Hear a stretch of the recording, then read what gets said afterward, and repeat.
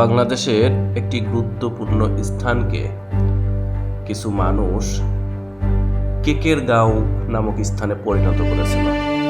অর্থাৎ সেখানে কিছু মহিলা মানুষ কেক বাসা থেকে তৈরি করে এনে রাস্তার উপরে বিক্রি করত। এমন একটি ঐতিহ্যে পরিণত করেছিল যেন জায়গাটি কেকেরগাঁও নামে পরিচিত হয়ে গিয়েছিল। অর্থাৎ এই গুরুত্বপূর্ণ জায়গাটির নাম হচ্ছে আগারগাঁ। বর্তমানে ফেসবুকে যে পরিমাণে ছড়াছড়ি হয়েছে তাতে আগারগাঁ নামটা পরিবর্তন হয়ে গেছে এখন কেকেরগাঁও নামে।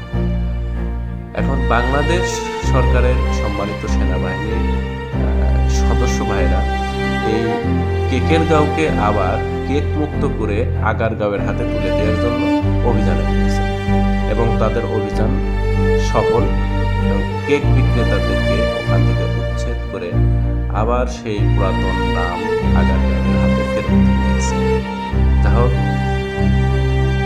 সবাই সুস্থ থাকবেন, ভালো থাকবেন, সেনাবাহিনীর সদস্য ভাইদের জন্য দোয়া করবেন।